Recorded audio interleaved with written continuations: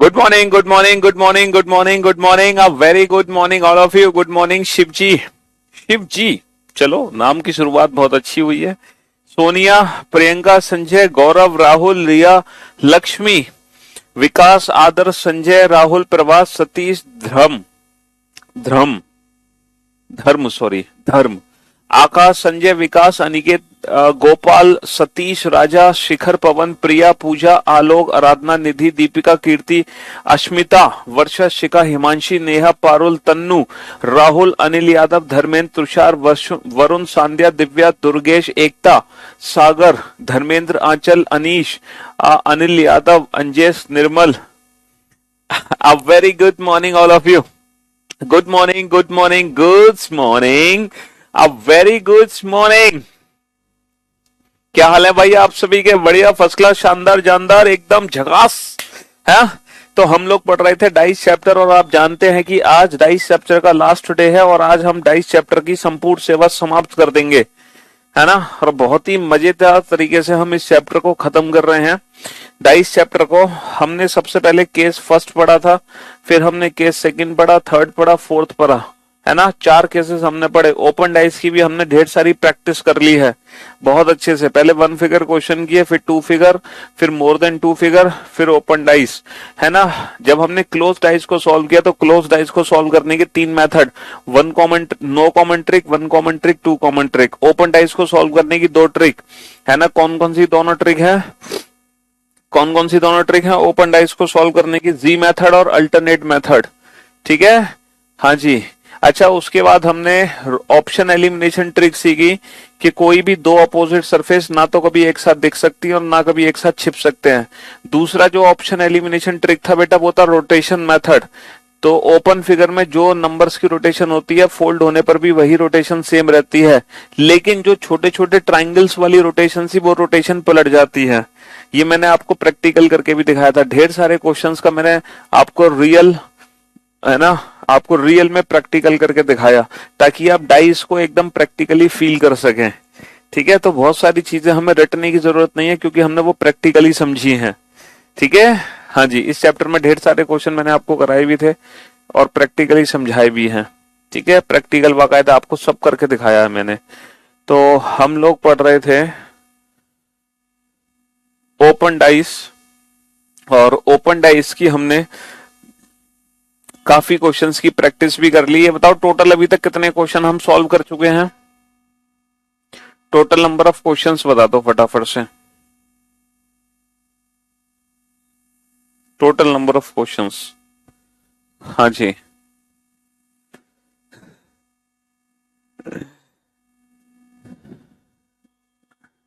ये सारे क्वेश्चन हम लोग बना चुके हैं।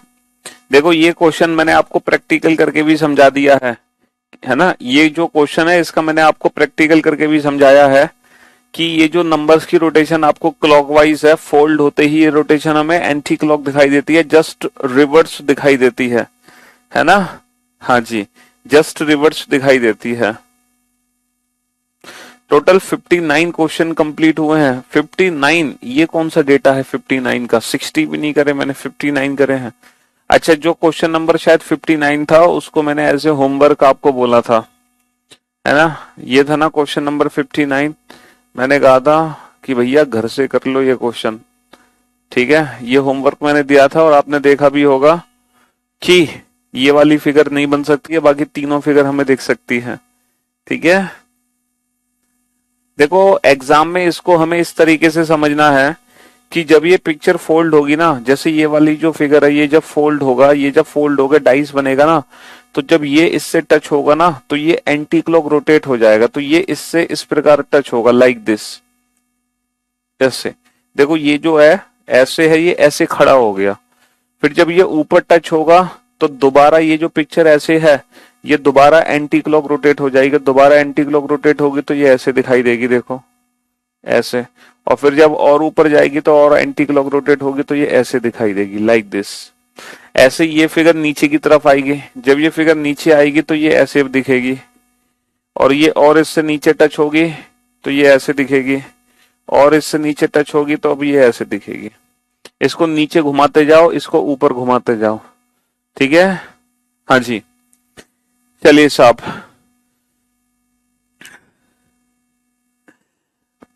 तो अब आप क्वेश्चन नंबर 60 पे ध्यान दें। क्वेश्चन नंबर 60, आप सारे बच्चे क्वेश्चन नंबर 60 पे ध्यान दें।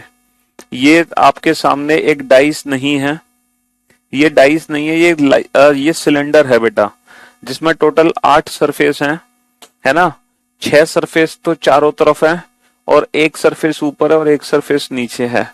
ठीक है, 6 सरफेस तो चारों तरफ है और एक सरफेस ऊपर है और एक सरफेस नीचे है। टोटल 8 सरफेस हैं, 8। If the prism is placed as follow, what colour will be the adjacent face of red colour. हमें बताना है कि रेड कलर की एडजेसेंट सरफेस कौन कौन सी है। रेड कलर की एडजेसेंट सरफेस कौन कौन सी है बेटा। टोटल 6 कलर हैं, प्रिज्म के चारों तरफ 6 कलर हैं, क्योंकि 6 सरफेस हैं। ऊपर नीचे की जो सरफेस है वो खाली है, ऊपर नीचे की जो सरफेस है बेटा वो खाली है।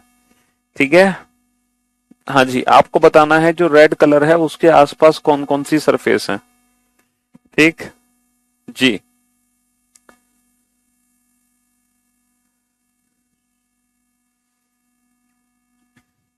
देखो आप लोग आंसर तब दे पाएंगे जब मैं एक छोटा सा क्वेश्चन आपसे पूछूं और आप उसका जवाब दो। आप ये बताओ बेटा, ये जो ब्लू सरफेस है ये ब्लू है बेटा, ब्लैक नहीं है। बी से यहाँ पे ब्लू है, ब्लू। ये जो ब्लू कलर है बेटा, ये जो ब्लू कलर है, आप ये बता दो ये जो ब्लू के नजदीक सरफेस है, ये इस सरफेस पे कौन सा कलर है। जो मैं आपसे पूछना चाह रहा हूं आप उसका जवाब दो मुझे, है ना। ये जो ब्लू कलर की सरफेस है, इस सरफेस के जो सबसे नजदीकी सरफेस है, उस सरफेस पे कौन सा कलर है, ये बताओ। उस सरफेस पे कौन सा कलर है, जो ब्लू सरफेस के सबसे नजदीकी सरफेस है, उस सरफेस पे कौन सा कलर है। बहुत ही सोच समझ के बताओ। अच्छा एक बात बताओ कि इस प्रिज्म में ये जो सरफेस है, इस सरफेस से ना लेफ्ट राइट में कितनी सरफेस टच हो रही है सर। 2 सरफेस टच हो रही हैं, 2 सरफेस टच हो रही हैं। रीजनिंग में सबसे ज्यादा नंबर आए, गुड जॉब। हाँ, 2 सरफेस टच हो रही हैं इससे, समझ रहे हो। तो ये जो ब्लू कलर है, इससे भी 2 सरफेस टच हो रही हैं। अच्छा आपने यहाँ पे क्या देखा कि ये जो ब्लू कलर है ना, ब्लू से ना ग्रीन सरफेस टच हो रही है। आपने क्या देखा कि ब्लू कलर से ग्रीन सरफेस टच हो रही है ना। और ये ब्लू ही कलर है, तो बेटा ये 100%, ये 100% ये ग्रीन कलर है, ये 100% ग्रीन कलर है। भाई ऑब्वियस सी बात है, ब्लू कलर से ग्रीन सरफेस टच हो रही है कि नहीं हो रही, ब्लू कलर से ग्रीन सरफेस टच। तो ये ब्लू कलर है तो 100% ये ग्रीन कलर है। आप देख सकते हैं ग्रीन कलर ब्लू ब्लू से सटा हुआ है, तो ग्रीन कलर ब्लू से सटा होगा। ठीक है, अब ये बताओ ये वाली सरफेस कौन सी है, ये वाली सरफेस कौन सी है। देखो सर, जो ग्रीन कलर है ना उसके नजदीकी वॉयलेट कलर है।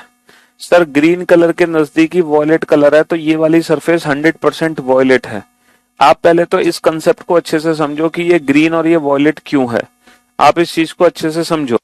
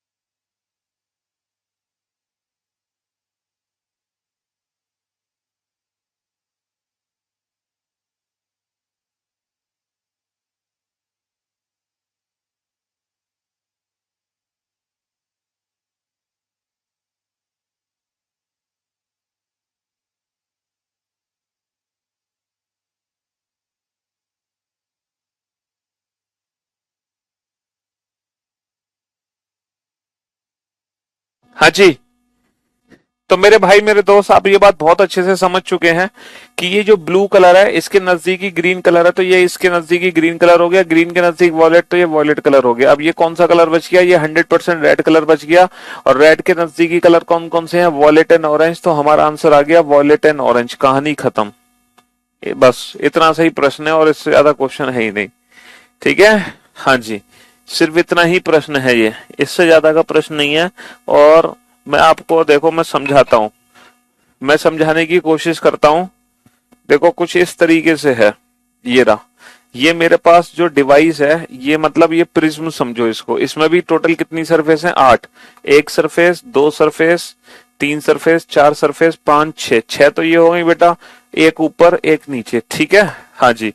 तो अभी ये फिलहाल ऐसे रखा हुआ है। ग्रीन हमारे सामने है, ग्रीन हमारे सामने है, ब्लू हमारे राइट पे है, और लेफ्ट पे क्या है? वॉलेट। और लेफ्ट पे क्या है? वॉलेट।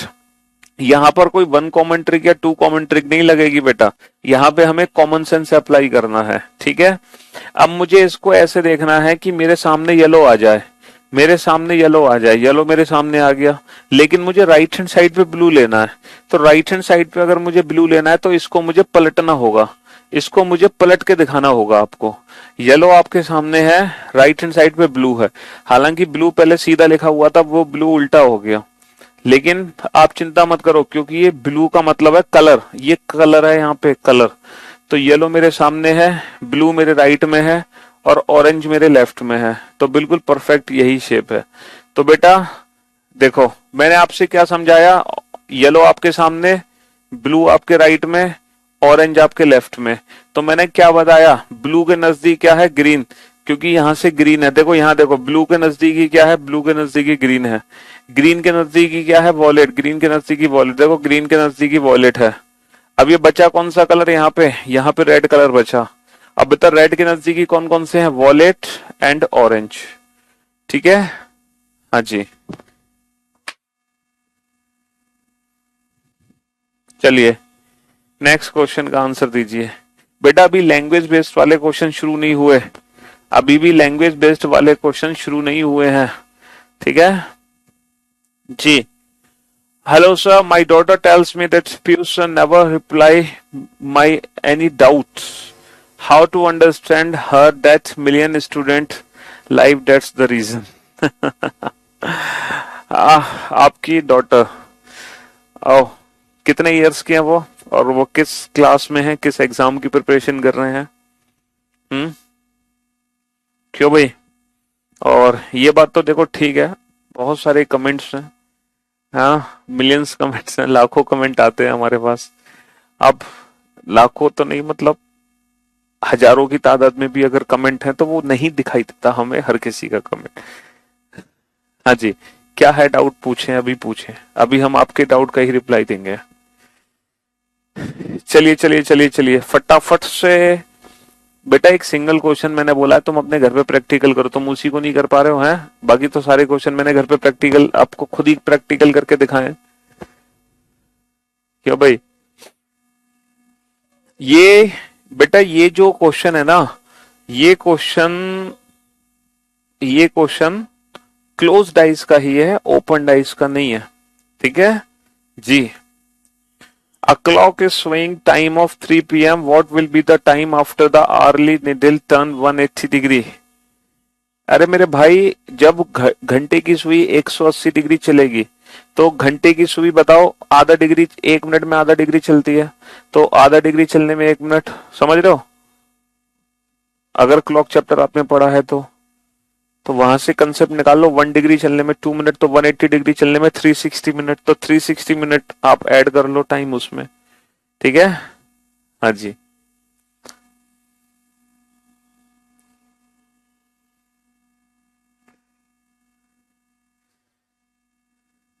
Come on.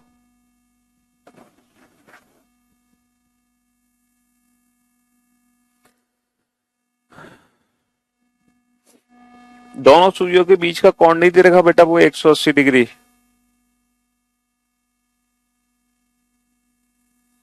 मैंने सिलेबस खत्म कर लिया वीओडी से, बहुत अच्छी बात है। चलिए चलिए चलिए, अब मैं आपके डाउट्स बाद में दूंगा रिप्लाई, पहले इस क्वेश्चन को सॉल्व करता हूँ, ठीक है। देखो क्वेश्चन क्या है, ये डेटा सफिशिएंसी का क्वेश्चन है, ठीक है। देयर आर 3 स्टेटमेंट, यहाँ पे 3 कथन है और आपको पता लगाना है विच स्टेटमेंट इज ट्रू, कौन सा कथन यहाँ पे सत्य है, ठीक है। तो आपको क्या करना होगा, हर इंडिविजुअल स्टेटमेंट को पढ़ना होगा, आपको हर इंडिविजुअल स्टेटमेंट को पढ़ना होगा, ठीक है ना। तो पहले आप फर्स्ट स्टेटमेंट को पढ़ो, ठीक है। Figure second and third are sufficient to determine which face is opposite to 6। ये बताओ क्या सेकंड और थर्ड से हम ये बता सकते हैं व्हाट इज अपोजिट टू 6? क्या हम दूसरी और तीसरी फिगर से ये बता सकते हैं 6 के विपरीत क्या है? सोचकर बताओ, क्या हम बता सकते हैं what is opposite to 6 from second and third? सोचो कौन सी ट्रिक लगेगी सर, यहाँ पे वन कॉमन ट्रिक लगेगी, और अगर यहाँ पे वन कॉमन ट्रिक लगी है तो 100% हम बता सकते हैं व्हाट इज अपोजिट टू 6। इसका मतलब पहला स्टेटमेंट तो 100% ट्रू है कि हम सेकंड और थर्ड फिगर का यूज करके ये बता सकते हैं what is opposite to 6। Now next statement, figure second and third are sufficient to determine what is opposite to 4। क्या सेकंड थर्ड से हम ये बता सकते हैं what is opposite to 4? Sir 100% बता सकते हैं सेकंड थर्ड से व्हाट इज अपोजिट टू 4। क्यों? वन कॉमन ट्रिक है, वन कॉमन ट्रिक तो सारे आंसर परफेक्ट देगी, है ना। In order to find which face is opposite to 3 figure first and fourth are sufficient. भैया क्या हम ये बता सकते हैं 3 के विपरीत क्या है पहली और चौथी फिगर का यूज करके? क्या हम पहली और चौथी फिगर का यूज करके बता सकते हैं what is opposite to 3? Sir पहली और चौथी फिगर का यूज करो 6 2 6 2, तो हम ये बता सकते हैं what is opposite to 3। First और फोर्थ फिगर का यूज करके हम ये बता सकते हैं व्हाट इज अपोजिट टू 3। तो यहाँ पे तीनों ही स्टेटमेंट हमारे 100% ट्रू है, फर्स्ट सेकेंड एंड थर्ड, ठीक है, फर्स्ट सेकेंड एंड थर्ड। चलिए नेक्स्ट, बेटा अभी भी लैंग्वेज बेस्ड वाला क्वेश्चन स्टार्ट नहीं हुआ, क्वेश्चन नंबर 60 था, ये क्वेश्चन नंबर 61 है, ठीक है, और ये क्वेश्चन नंबर 62 है। यूजुअल, देखो यूजुअल डाइस का मतलब होता है स्टैंडर्डाइज, यूजुअल डाइस का मतलब है standardize. 4 standard dice are thrown on the ground. भैया 4 मानक पासे जमीन पर फेंके गए, 4 मानक पासे जमीन पर फेंके गए। 4 usual dices are thrown on the ground, ठीक है। देयर आर 4 स्टैंडर्ड डाइसेस, 4 मानक पासे जमीन पे फेंके गए एक एक करके, ठीक है। हाँ जी, the total of numbers on the top faces of these 4 dices is 13 as the top faces showed 4 3 4 3 1 5। देखो जो 4 मानक पासे जमीन पे फेंके गए वो इस प्रकार फेंके गए कि पहले पासे में 4 सबसे ऊपर है, दूसरे में 3, तीसरे में 1, चौथे में 5 सबसे ऊपर है, ठीक है। अच्छा ये बताओ, ये स्टैंडर्डाइज है और स्टैंडर्डाइज में हर दो अपोजिट सरफेस का सम कितना होता है? 7 होता है ना। हर दो अपोजिट सरफेस का सम 7 होता है, तो बेटा ऊपर 4 है तो नीचे कितना मिलेगा? नीचे मिलेगा 3। ऊपर 3 है तो नीचे कितना मिलेगा? नीचे मिलेगा 4। ऊपर 1 है तो नीचे कितना मिलेगा? नीचे मिलेगा 6। ऊपर 5 है तो नीचे कितना मिलेगा? नीचे मिलेगा 2। अब हमसे क्वेश्चन क्या पूछा जा रहा है? Then find the total of surfaces touching the ground. बताओ जो ग्राउंड को टच कर रहे हैं उनका टोटल सम कितना है? 3 और 4 7, 7 और 6 13, 13 और 2 15, 15 इज द राइट आंसर। अच्छा इस क्वेश्चन का आंसर हम दूसरे कंसेप्ट से भी दे सकते थे, पता है कैसे? हर डाइस में दो अपोजिट सरफेस का सम कितना है? 7, और ऐसे कितने डाइस हैं? 4, तो 7 चौक 28, टोटल सम कितना हो गया? 28। 28 में से ऊपर वाला घटा दो बेटा, ऊपर वाला सम कितना था? 13, तो 28 माइनस 13 15, तो नीचे का सम कितना आ जाएगा? 15 आ जाएगा। हम वैसे भी कर सकते हैं डायरेक्ट, ठीक है, और ऐसे भी कर सकते हैं। चलिए साहब, तो यहां से हम लैंग्वेज बेस्ड वाले क्वेश्चन स्टार्ट कर रहे हैं। Question number 62, question number 63। If question number 63 से हम लैंग्वेज बेस्ड वाले क्वेश्चन स्टार्ट कर रहे हैं, ये है केस 5। तो यहां से हम 5वां केस शुरू करने जा रहे हैं। बेटा आप इस क्वेश्चन को पढ़ो अच्छे से और अच्छे से समझो और आंसर दो, ठीक है। आप दुनिया के सबसे बढ़िया टीचर हो। न्यू चैप्टर मंडे को शुरू होगा, ठीक है बाबू? हाँ जी। और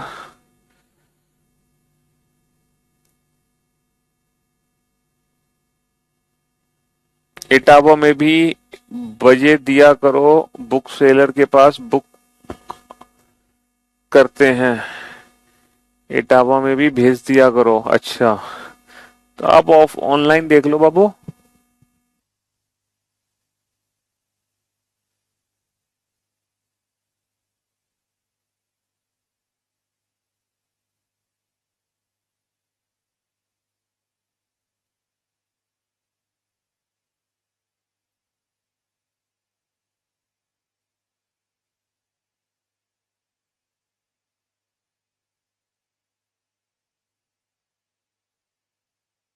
सर मेरे पास पीबी पब्लिकेशन की बुक है, तो हैंड रिटन नोट्स बनाने की जरूरत है? पीबी पब्लिकेशन, अच्छा मतलब हमारी बुक यार आप तो ऐसे कह रहे हो जैसे मुझे लगा पता नहीं किसकी बुक है। हाँ तो फिर क्या, वो तो फिर उसमें तो सारी चीजें लिखी हुई है बेटा, लैंग्वेज वाइज। लेकिन वहां पर फिर आपको हर चीज बहुत अच्छे से पढ़नी है ना। बहुत सारी चीजें एकदम तरीके से आपको पढ़नी है। हैंड रिटन नोट्स की जरूरत तो नहीं है अगर है बुक तो, बट फिर आपको एक एक लाइन उस बुक की पढ़नी है। वही आपके फिर हैंड रिटन नोट्स हैं, फिर उसको ऐसे बुक की तरह मत देखना, समझ रहे हो। उसमें से इंपॉर्टेंट ढूंढने की कोशिश मत करना, फिर आपको एक एक सिंगल लाइन उस बुक की पढ़नी होगी। हर चीज, कुछ भी मिसिंग नहीं करना है आपको। अगर आप इतना कैलिबर है आपके अंदर, इतना हार्डवर्क आप कर सकते हैं, तो बस फिर तो कोई दिक्कत ही नहीं है।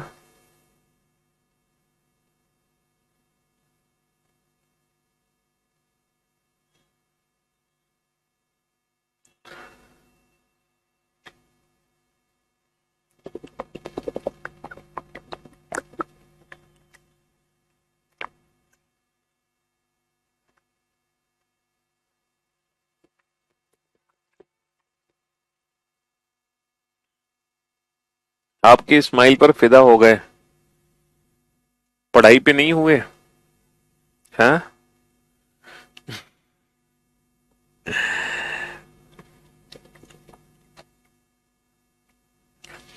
एडजेसेंट का मीनिंग होता है बेटा निकटवर्ती, नेबर, इमीडिएट नेबर्स। एडजेसेंट का मतलब होता है इमीडिएट नेबर।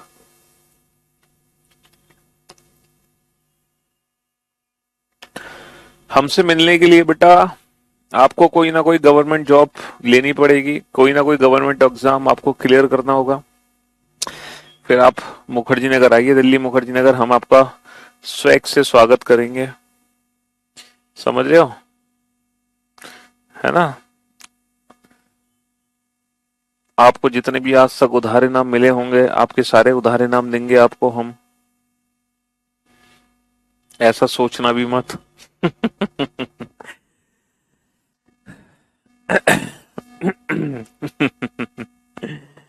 आप सिर्फ अपना कमेंट पढ़ते हैं, मेरा तो कोई कमेंट नहीं है भाई साहब, मैं खुद ही कमेंट करता हूं और खुद ही पढ़ता हूं। कमाल हो गुरुदेव, कमाल, आपकी जय हो। What is your age? बस आपसे 2 या 3 साल छोटा हूं मैं, ज्यादा छोटा नहीं हूं, बस आपसे 2 या 3 साल छोटा हूं। तेरी नजर ने ये क्या कर दिया, मुझको ही मुझसे जुदा कर दिया। मेरी चप्पल ने ये क्या कर दिया, कैमरे से निकल के तुम्हारे सर पे पड़ गई। हाँ जी, चलिए साहब, अब जरा इस क्वेश्चन को समझने की कोशिश करते हैं। ये क्वेश्चन वही बच्चा बड़े अच्छे से सॉल्व कर पाएगा जिसके सारे कंसेप्ट एकदम क्लियर हैं, जिसने सारे लेक्चर, प्रीवियस लेक्चर अटेंड करे हैं डाइस के। अब आप लोग बोर्ड पे ध्यान से समझना। If 1 is adjacent to 2, 4 and 6, then which of the following statement is necessarily true. अच्छा, आप लोगों को एक चीज पता है, डाइस में जो एडजेसेंट सरफेस होते हैं वो कभी अपोजिट नहीं जा सकते। क्या आप मुझे बता सकते हो अपोजिट टू 1, एक के विपरीत कौन सी सतह है? Find the surface which is opposite to 1, एक के विपरीत कौन सी सतह है, आप ये बताओ। एक के विपरीत कौन सी सतह है? Find the surface which is opposite to 1, एक के विपरीत कौन सी सतह है? देखो 1 इज एडजेसेंट टू 2, 4 एंड 6। 1 जो है वो 2, 4 और 6 के एडजेसेंट है, ठीक है। 1, 2, 4, 6 के एडजेसेंट है, तो 1 के अपोजिट कभी भी 2, 4, 6 नहीं हो सकता। भाई ऑब्वियस सी बात है कि जो एडजेसेंट सरफेस है जो एडजेसेंट सरफेस है वो कभी एक दूसरे के अपोजिट नहीं जा सकते। बताओ अपोजिट जा सकते हैं? नहीं जा सकते ना, क्योंकि 1 के एडजेसेंट अगर 2 4 6 है तो 1 के अपोजिट कभी 2 4 6 नहीं हो सकता। तो 1 के अपोजिट क्या होगा सर? 1 के अपोजिट होगा इधर 3 और 5। 1 के अपोजिट होगा इधर 3 और 5। भाई 2 4 6 को हटा दो, 2 4 6 को हटाकर जो नंबर बच गए वो 1 के अपोजिट होंगे, है ना। चलिए इतनी सी बात आप सभी को पता है। तो अब आप ये बताओ 2 इज अपोजिट टू 6, क्या 2 6 के विपरीत है? क्या ये बात 100% ट्रू है कि 2 6 के विपरीत है? 2 इज अपोजिट टू 6 सर 2 6 के विपरीत है, ये एक संभावना है, ये एक पॉसिबिलिटी है। 2 6 के विपरीत हो भी सकता है और नहीं भी हो सकता। तो ये बात 100% ट्रू नहीं है, ये बात 100% ट्रू नहीं है, क्योंकि 2 और 6 के बारे में हमें कोई जानकारी नहीं है। समझ रहे हो? हाँ जी। अच्छा 1 इज एडजेसेंट टू 3, 1 3 के एडजेसेंट है। देखो 1 इज एडजेसेंट टू 3, 1 3 के एडजेसेंट हो सकता है। पता है कब? अगर 1 5 के अपोजिट है तो 5 को छोड़कर 1 सभी के एडजेसेंट होगा।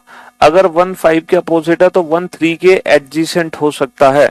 तो ये बात भी क्या है? ये बात भी एक पॉसिबिलिटी है, ये भी एक संभावना है, बट ये बात 100% ट्रू नहीं है। अच्छा 3 इज एडजेसेंट टू 5, मुझे एक बात बताओ, क्या 3 और 5 कभी भी एक दूसरे के विपरीत जा सकते हैं? क्या 3 और 5 कभी भी एक दूसरे के विपरीत जा सकते हैं? सर 3 और 5 कभी भी एक दूसरे के विपरीत नहीं जा सकते, नेवर। क्यों नहीं जा सकते ये दोनों एक दूसरे के विपरीत? क्योंकि इन दोनों में से कोई एक नंबर 1 के विपरीत है, तो ये खुद एक दूसरे के विपरीत नहीं जा सकते। तो जो डाइस में नंबर एक दूसरे के अपोजिट नहीं होते हैं वही तो एक दूसरे के एडजेसेंट होते हैं। सीधी सी बात है, जो अपोजिट नहीं है वो एडजेसेंट है। तो 3 और 5 हमेशा एक दूसरे के एडजेसेंट होंगे। ये बात 100% ट्रू है कि 3 and 5 both are adjacent to each other, क्योंकि ये कभी भी एक दूसरे के अपोजिट नहीं आ सकते, और जो अपोजिट नहीं होते वही तो एडजेसेंट होते हैं। अच्छा 3 इज अपोजिट टू 5, 3 5 के अपोजिट है, ये बात 100% फॉल्स है। ये बात 100% फॉल्स है, 3 5 के विपरीत कभी हो ही नहीं सकता। तो यहां पर ये पॉसिबिलिटीज हैं, ये 100% ट्रू है और ये 100% फॉल्स है। जिस बच्चे ने ये चारों स्टेटमेंट को आइडेंटिफाई कर लिया था इस तरीके से, वो बच्चा एकदम परफेक्ट है। ठीक है, वो परफेक्ट क्या, वो सुपर्ब है, सुपर्ब। एडजेसेंट मीन्स होता है immediate neighbour, immediate neighbour. Adjacent means immediate neighbour, उसके निकट, उससे सटा हुआ, उससे टच होता हुआ। समझ रहे हो? हाँ जी।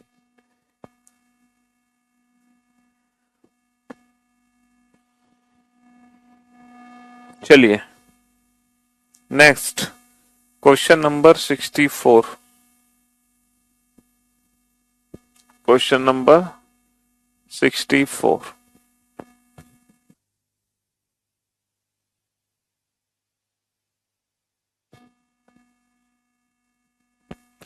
अरे क्वेश्चन को ओपन डाइस बना के सॉल्व नहीं करना यार, तुम बिल्कुल पागल हो गया। कान ऐसे पकड़ना है? सर हम ऐसे कान पकड़ सकते हैं? अरे पकड़ तो सकते हो किसी भी तरीके से, लेकिन जहां सुविधा होगी वैसे ही तो करोगे, है? क्यों भाई? सर हाथों के बल चल सकते हैं क्या जमीन पर? अरे चल सकते हो, क्यों नहीं चल सकते, लेकिन भगवान ने पैर दिए चलने के लिए, तो पैरों से चलोगे ना, हाथों से थोड़ी चल के जाओगे। हाँ बट चल क्यों नहीं सकते? चल सकते हो अगर चलना चाहो तो। ऐसी क्या चीज है जो दुनिया में हो नहीं सकती? हर चीज हो सकती है, लेकिन करना क्यों है वो उल्टा उल्टा काम हमें, हाँ?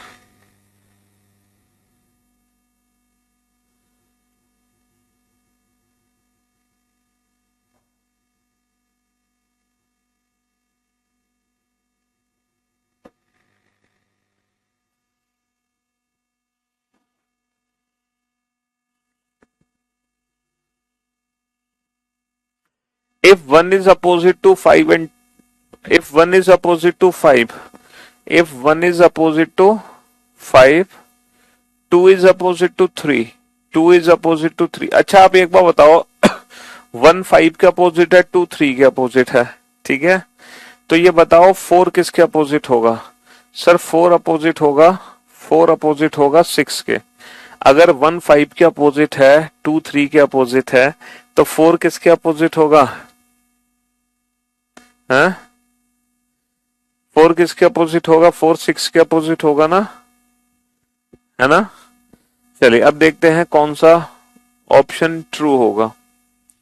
4 इज एडजेसेंट टू 3 एंड 6।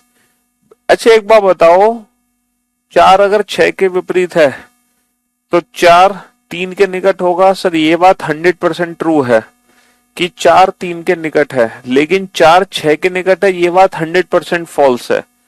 तो ये आधी बात सही है और आधी बात गलत है। आधी बात तो सही है बट आधी बात गलत है। 2 इज एडजेसेंट टू 4 एंड 6। क्या आप मुझे बता सकते हो 2 के निकट कौन कौन सी सतह है? बेटा 2 के विपरीत 3 है, और अपोजिट सरफेस को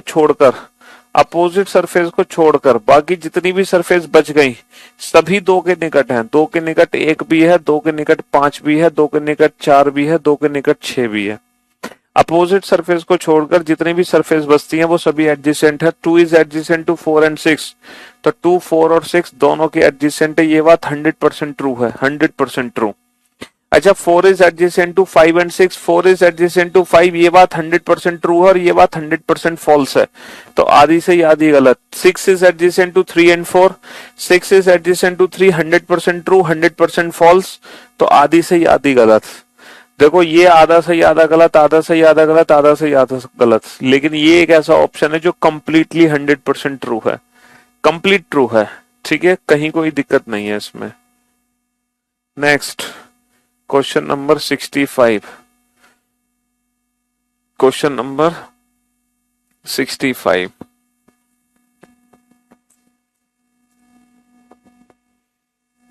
करो सॉल्व इसको।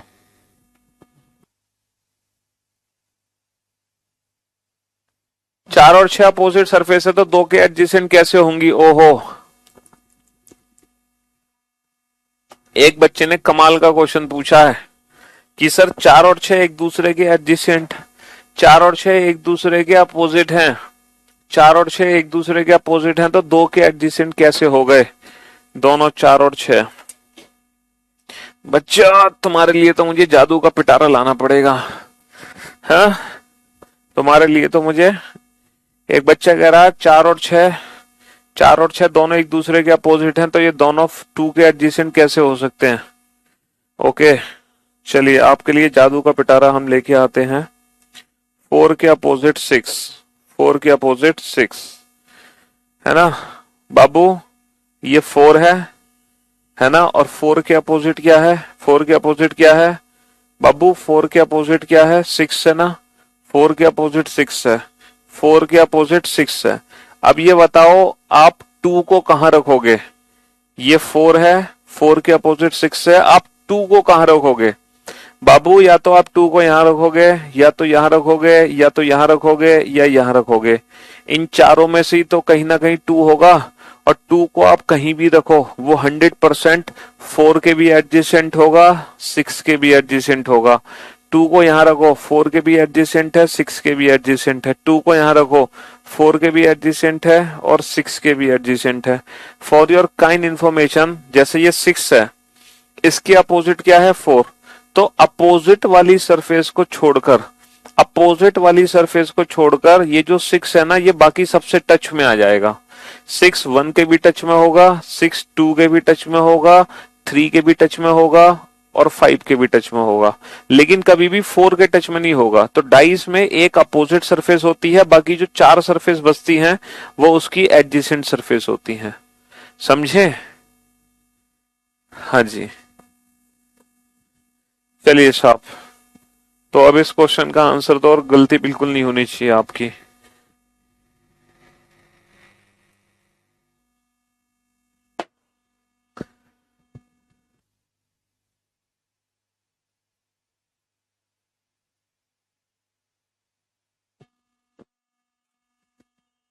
यदि एक संख्या 2 3 और 5 के निकट है, आप सिर्फ ये बताओ find the number which is opposite to 1। 1 के अपोजिट क्या है? 1 के अपोजिट क्या है? 1 के विपरीत कौन सी सतह है? सर 1 के विपरीत 2 3 5 नहीं हो सकता। 1 के विपरीत कभी भी 2 3 5 नहीं हो सकता, क्योंकि 2 3 5 तो इसको छू रहे हैं 1 को। तो 1 के अपोजिट या तो 4 होगा या 6 होगा। भाई 1 के अपोजिट क्या होगा, या तो 4 होगा या 6 होगा। ठीक है। अच्छा 4 इज एडजेसेंट टू 6, अगर 4 और 6 में से कोई एक नंबर 1 के अपोजिट है, इसका मतलब यह है कि 4 6 कभी खुद एक दूसरे के अपोजिट नहीं होंगे, और जो अपोजिट नहीं है वही तो एक दूसरे के एडजेसेंट है। ये बात 100% ट्रू है। 2 इज एडजेसेंट टू 5, पॉसिबिलिटी है, 2 5 के नजदीक हो भी सकता है या फिर विपरीत भी हो सकता है। 1 इज एडजेसेंट टू 6, 1 6 के एडजेसेंट है, पॉसिबिलिटी है, क्योंकि 1 6 के अपोजिट भी हो सकता है। 1 इज एडजेसेंट टू 4, 1 4 के एडजेसेंट है, पॉसिबिलिटी है, क्योंकि 1 4 के अपोजिट भी हो सकता है। तो these all are possibility except option A को छोड़कर बाकी जो 3 ऑप्शन बच गए वो तीनों पॉसिबिलिटी में चले गए। ठीक है। Question number 66। हाँ जी, शुक्रिया। यदि एक 2 के विपरीत है, यदि एक 2 के विपरीत है, यदि एक 2 के विपरीत है और 3 4 के निकट है। बेटा एक जो है वो 3 4 के निकट है, ये बात लिखना जरूरी नहीं है। पूछो क्यों? क्योंकि अगर एक 2 के विपरीत है, अगर एक 2 के विपरीत है तो एक के निकट कौन कौन सी सरफेस है? अगर एक 2 के विपरीत है तो एक के निकट कौन कौन सी सरफेस है, और 2 के निकट कौन कौन सी सरफेस है? आप ये बताना जरा। सर अगर एक 2 के विपरीत है तो 2 को छोड़कर एक जो नंबर है वो सबके एडजेसेंट है। वो if 1 is opposite to 2 then except 2, जो 1 है ना वो सबके एडजेसेंट होगा। 1 बेटा 3 के भी एडजेसेंट है, 4 के भी एडजेसेंट है, 5 के भी एडजेसेंट है और 6 के भी एडजेसेंट है। लेकिन 1 2 के एडजेसेंट नहीं हो सकता, 2 को छोड़कर सबके एडजेसेंट है। अच्छा 2 किसके एडजेसेंट है? 1 को छोड़कर सबके, 3 4 5 6। 2 भी 3 4 5 है, इन चारों के एडजेसेंट है। अब क्वेश्चन क्या है? 2 इज एडजेसेंट टू 6, क्या 2 6 के एडजेसेंट है? भैया 100% ट्रू है ये बात, 2 6 के एडजेसेंट है। 3 इज एडजेसेंट टू 4, ये पॉसिबिलिटी है, 3 4 अपोजिट भी हो सकते हैं और एडजेसेंट भी हो सकते हैं। 4 इज एडजेसेंट टू 6, ये भी पॉसिबिलिटी है, 4 और 6 अपोजिट भी हो सकते हैं, एडजेसेंट भी हो सकते हैं। 3 इज एडजेसेंट टू 5, ये पॉसिबिलिटी है, 3 5 के एडजेसेंट भी हो सकता है और अपोजिट भी हो सकता है। समझ रहे हो? देखो 1 के अपोजिट क्या है? 1 के अपोजिट 2 है। 1 के अपोजिट क्या है? 1 के अपोजिट 1 के अपोजिट 1 के अपोजिट 2 है। देखो ये है, ये 2 है, 2 के अपोजिट क्या है? 1 है। 1 के अपोजिट क्या है? 1 के अपोजिट क्या है? 2 है। अब हमारे 4 नंबर बच गए, 3 4 5 6।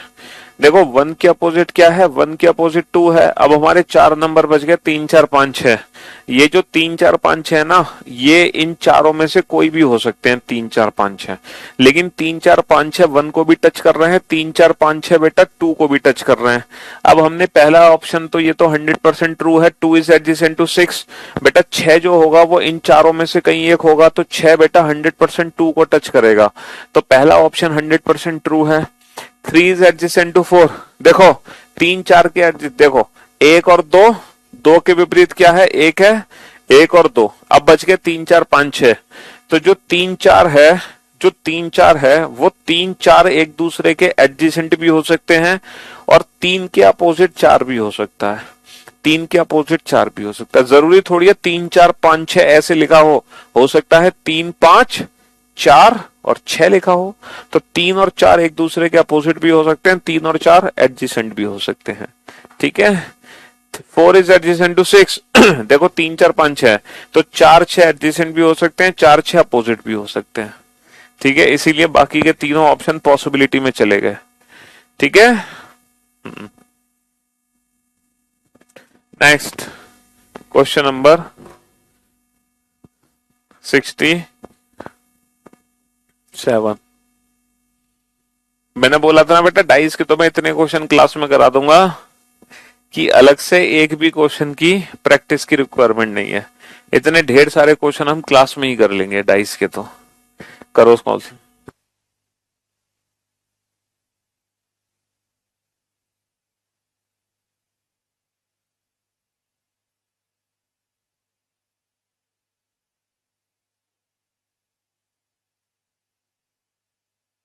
हाँ जी।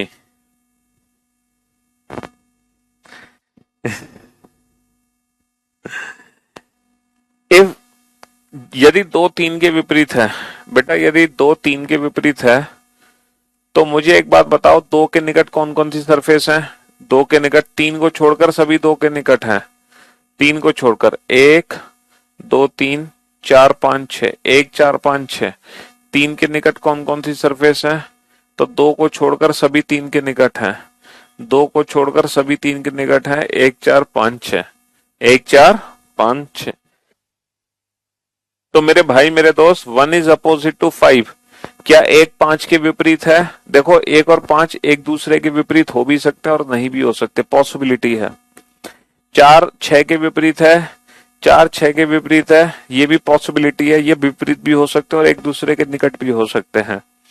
समझ रहे हो? अच्छा, one is adjacent to two and three. देखो, one is adjacent to two and three. ये बात एकदम 100% ट्रू है कि वन टू के भी एडजेसेंट है और जो वन है वो थ्री के भी एडजेसेंट है। जो वन नंबर है वो टू और थ्री दोनों को टच करेगा। Four is adjacent to two, four is adjacent to two, ये बात 100% ट्रू है। लेकिन four is adjacent to six, ये बात पॉसिबिलिटी में चली गई। भैया फोर सिक्स के एडजेसेंट है कि नहीं है, ये बात पॉसिबिलिटी में चली गई। तो ये स्टेटमेंट कंप्लीटली ट्रू नहीं है ना? हम 100% ट्रू नहीं कह सकते इसको, क्योंकि इसकी जो आधी बात है वो पॉसिबिलिटी के अंदर है। बट ये 100% ट्रू है। समझ रहे हो? चलिए नेक्स्ट,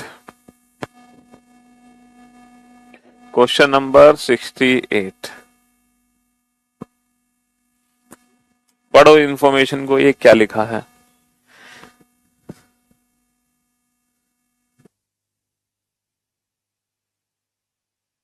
ऑप्शन बी पॉसिबिलिटी ही तो है भाई मेरे। Four is opposite to six. बेटा जरूरी थोड़ी है कि चार छह के विपरीत है, हो सकता है चार और छह एक दूसरे को टच कर जाएं। तो चार और छह पॉसिबिलिटी में ही तो चला गया। चलिए साहब, क्वेश्चन नंबर 68 को ध्यान से पढ़ो। क्वेश्चन क्या है? The sum of the numbers of dots on the opposite faces is 7। कहने का मतलब है दीज ऑल आर स्टैंडर्डाइज। ये सभी के सभी मानक पासा हैं। These all are standard dice. ये सभी के सभी क्या है? ये सभी के सभी मानक पासा हैं। These all are standardize. अब इससे रिलेटेड एक क्वेश्चन हमसे पूछा गया है। आप इस क्वेश्चन का आंसर दो खुद से, खुद पढ़ो इस क्वेश्चन को, ठीक है? बेटा चार छह के निकट भी हो सकता है, चार छह के विपरीत भी हो सकता है। हम कंफर्म नहीं बोल सकते कि चार और छह निकट हैं कि चार और छह विपरीत हैं। क्वेश्चन तुमने ध्यान से नहीं पढ़ा वो पूरा।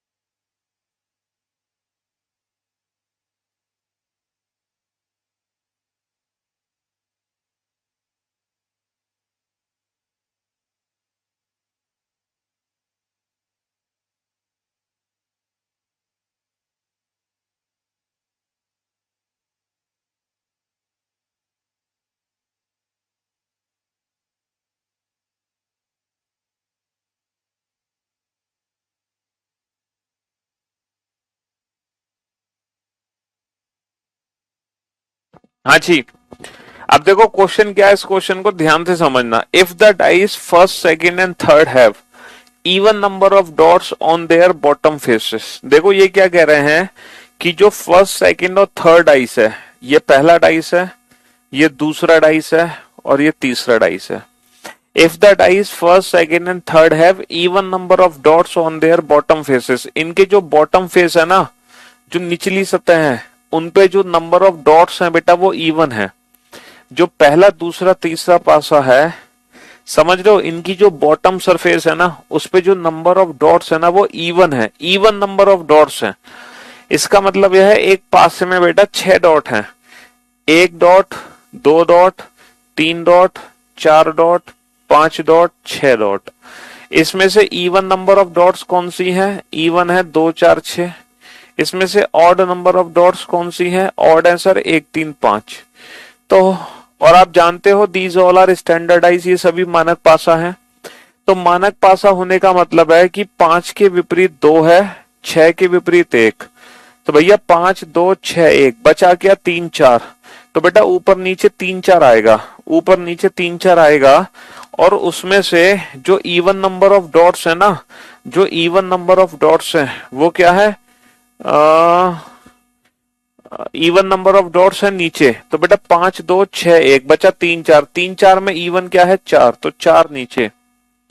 अच्छा 3 4 5 2 बचा क्या? 6। भैया 3 के विपरीत 4 है, 5 के विपरीत 2 है, तो बचा क्या? 6 1। 6 1 में इवन क्या है? 6, तो 6 डॉट बेटा नीचे आ गई, है ना। 2 के विपरीत 5 है, 6 के विपरीत 1 है, बचा क्या? 3 4। 3 4 में से इवन क्या है? 4, तो 4 डॉट नीचे आ गई। अच्छा एक बात बताओ, 4 नीचे तो ऊपर 3, 6 नीचे तो ऊपर 1, 4 नीचे तो ऊपर 3, क्योंकि दीज ऑल आर स्टैंडर्डाइज। अब हमसे क्या पूछा है? तो इनके ऊपरी सतह पर बिंदुओं का कुल योग कितना होगा? 3 और 1 4, 4 और 3 7। तो ऊपरी सतह पर बिंदुओं का कुल योग कितना होगा? 7 होगा। ठीक है, क्योंकि यहां पर हम पहले दूसरे और तीसरे पासे की ही बात कर रहे थे। चलिए इस क्वेश्चन को सॉल्व करो।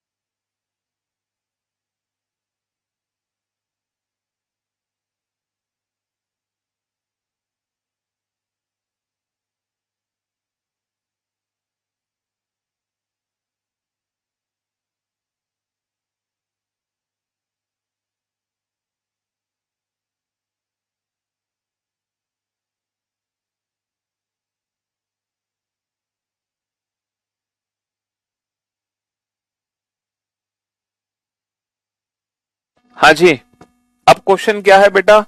If the dice first second and third have even number of dots on their bottom faces. देखो पासा पहला, दूसरा और तीसरा, इनके जो बॉटम फेस है उसमें जो नंबर ऑफ डॉट्स हैं वो इवन है। तो इवन नंबर ऑफ डॉट्स बेटा बॉटम फेसेस पे है। मुझे एक बात बताओ, ये सभी मानक पासा है तो हर दो विपरीत सतह को योग 7 होगा। 5 के विपरीत क्या है? 2। 6 के विपरीत 1, बेटा 2 नंबर बच गए, 3 और 4। 3 और 4 में से इवन क्या है? 4, तो 4 नीचे 3 ऊपर। अच्छा 3 के विपरीत 4, 5 के विपरीत 2, तो 3 4 5 2 बचा 6 1। 6 1 में इवन क्या है? 6 नीचे 1 ऊपर। 2 के विपरीत 5, 6 के विपरीत 1, 2 5 6 1 बचे 3 4। 3 4 में 4 नीचे 3 ऊपर। अब आ जाओ यहां, आगे क्या है? The dice 4 5 6 have odd number of dots on their top faces. बेटा जो 4 5 6 हैं, इनके जो टॉप फेस हैं, इन पे जो नंबर ऑफ डॉट्स हैं वो ऑड हैं, ऑड। ठीक है, तो 5 के विपरीत 2, 3 के विपरीत 4, 5 2 3 4 बचा 6 1। 6 1 में ऑड क्या है? 1। 6 1 5 2, 6 1 5 2 बचा 3 4। 3 4 में ऑड क्या है? 3। 4 3 2 5 बचा 6 1। 6 1 में ऑड क्या है? 1। तब हमसे क्या पूछा है? Then what will be the difference in the total number of top face dots between these two sets. हमसे पूछा है इस सेट के ऊपरी बिंदुओं का योग कितना है 7। इस सेट में ऊपरी बिंदुओं का योग कितना है 1 और 3 4 और 1 5। और इन दोनों का डिफरेंस कितना होगा 7 और 5 का डिफरेंस।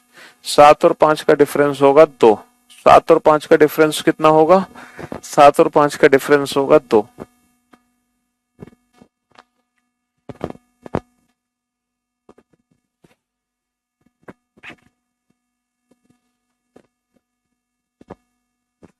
समझ रहे हो। चलिए तो अब हम 68 क्वेश्चन कर लिए ना। अब हमें करने हैं बेटा लास्ट 2 क्वेश्चन। ठीक है, ये क्वेश्चन वही है, ये भी वही है। लास्ट 2 क्वेश्चन सॉल्व करने हैं, आखिरी के 2 question. Question number 69। If the difference between if the difference between odd number of dots of opposite surfaces is 6, then which figure is correct? यदि, हिंदी में लिखो बेटा, यदि समभुज सतहों की विषम बिंदुओं का अंतर 6 है। यदि समभुज सतहों की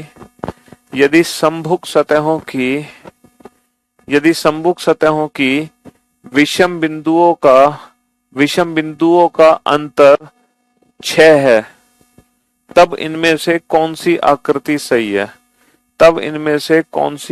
सही है। देखो, हमें वो वाला पासा ढूंढना है जिसकी समभुज सतहों पर विषम बिंदुओं का जो अंतर है वो 6 हो, है ना। समभुज सतहों पर जो विषम बिंदुओं का अंतर है वो 6 है। तो बताओ इनमें से कौन सी आकृति हमारी सही होगी। ठीक है जी। पहला ऑप्शन है बेटा 8 10 12। दूसरा ऑप्शन है 8 8 10। तीसरा ऑप्शन है 7 9 11। चौथा ऑप्शन है 4 5 6। यदि समभुज सतहों की विषम बिंदुओं का अंतर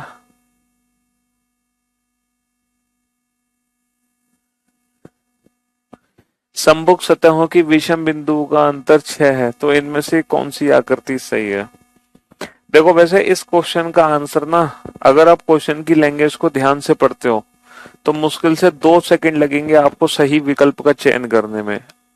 हार्डली 2 सेकंड आपको लगना है सही ऑप्शन बताने में, क्योंकि एक बहुत बड़ी हिंट क्वेश्चन में दे रखी है।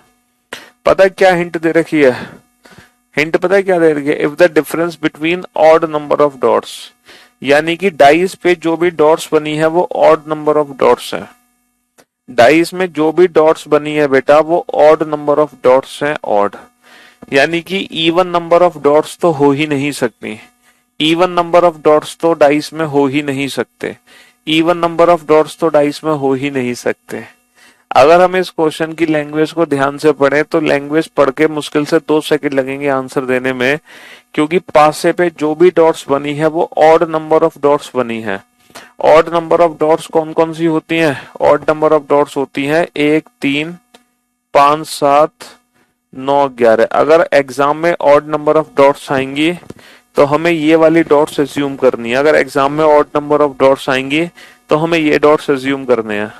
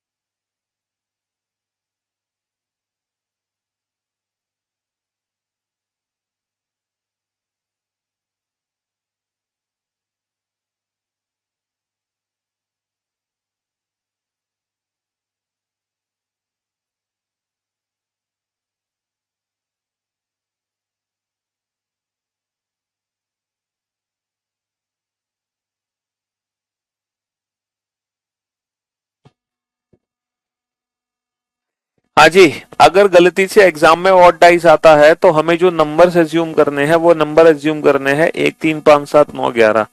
लेकिन सर मान लो एग्जाम में ये वाला ऑप्शन आ जाता, कोई एक गलती से मान लो एग्जाम में ये ऑप्शन आ जाता, तब हम क्या करते? एक ऑप्शन आ जाता जिसपे जो नंबर्स होते वो इस तरह से होते। अब आप कैसे प्रूफ करते कि ये वाला ऑप्शन गलत है? अब आप कैसे प्रूफ करते कि ये वाला ऑप्शन गलत है, ये सही है? देखो, हर दो अपोजिट सरफेस का जो डिफरेंस है वो 6 है। हर दो अपोजिट सरफेस का जो डिफरेंस है वो क्या है? हर दो अपोजिट सरफेस का जो डिफरेंस है वो 6 है। इसका मतलब ये है कि 1 के अपोजिट कौन सी सरफेस होगी? 1 के अपोजिट कौन सी सरफेस होगी सर? 7। तभी तो 1 और 7 का डिफरेंस 6 आएगा। 2 के अपोजिट कौन सी सरफेस होगी? 2 के अपोजिट हो गई, सॉरी 2 तो है ही नहीं ना। 3 के अपोजिट क्या होगा? 3 के अपोजिट 9 होगा, तभी तो 3 और 9 का डिफरेंस क्या आएगा? 6 आएगा। 5 के अपोजिट क्या होगा? 5 के अपोजिट 11, तभी तो 5 और 11 का डिफरेंस 6 आएगा, है ना। हर दो अपोजिट सरफेस का जो डिफरेंस है वो 6 है। इसका मतलब ये है ये वाला ऑप्शन इसीलिए गलत है क्योंकि 3 and 9 both are opposite to each other, they can never be seen together। 3 and 9 both are opposite to each other, they can never be seen together। ठीक है बाबू। अच्छा, गलती से अगर इवन डाइस आता है एग्जाम में तो हम क्या नंबर ऑफ डॉट्स एज्यूम कर लेते हैं? 2 4 6 8 10 12। तब वहां पर हम ये नंबर ऑफ डॉट एज्यूम करते थे। और अगर मान लो एग्जाम में कुछ भी नहीं है, सिर्फ डाइस है, तो हम नंबर ऑफ डॉट्स जो एज्यूम करते हैं वो एज्यूम करते हैं 1 2 3 4 5 6।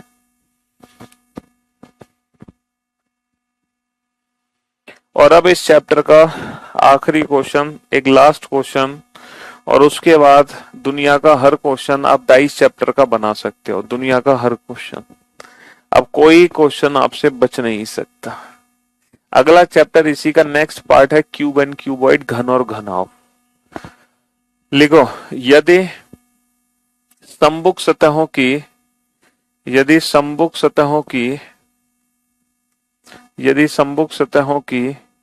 बिंदुओं का अंतर, यदि समभुज सतहों की बिंदुओं का अंतर 3 है, तब कौन सी आकृति सही है?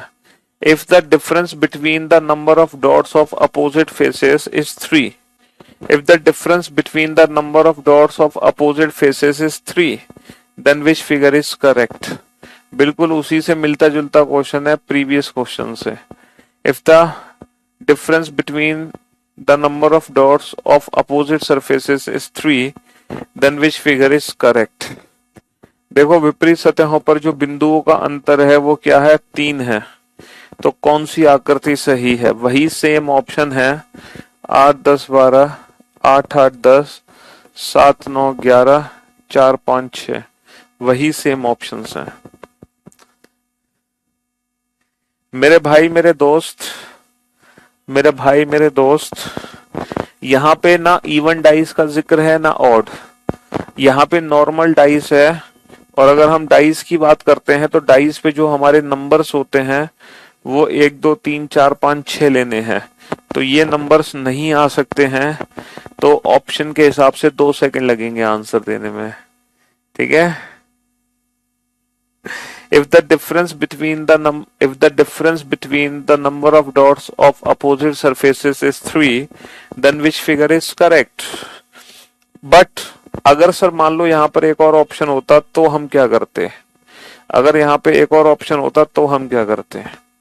तब हम क्या करते? देखो, हमसे क्या बोला जा रहा है? अपोजिट सरफेस का डिफरेंस कितना है? 6 है, 3 है। तो इसका मतलब ये है 1 के अपोजिट कौन सी सरफेस होगी? 4। 1 और 4 का डिफरेंस 3 आ गया। 2 के अपोजिट सरफेस कौन सी होगी? 5। 2 और 5 का डिफरेंस 3 आ गया। और 3 के अपोजिट सरफेस कौन सी होगी? 6। 1 4 2 5 3 6। तो 3 and 6 both are opposite to each other, they can never be seen together। तो फिर हमारे ये आंसर्स होते हैं। और इसी के साथ डाइस चैप्टर की संपूर्ण सेवा समाप्त हो चुकी है। दुनिया का हर प्रकार का प्रश्न मैंने डाइस का आपको करा दिया एक्सेप्ट क्यूब एंड क्यूबॉइड। ठीक है, तो दुनिया का हर क्वेश्चन आप बना सकते हो। अगले 5 साल में डाइस से रिलेटेड जितने भी नए क्वेश्चन बनेंगे वो सब क्वेश्चन आप पहले से ही बना चुके हो। ठीक है, हाँ जी। चलिए, तो शुक्रिया, thank you so much, thanks a lot, good bye, love you all, take care, धन्यवाद, टाटा, बाय बाय। मिलते हैं अब आपसे सीधा मंडे को। ठीक, love you all, good bye.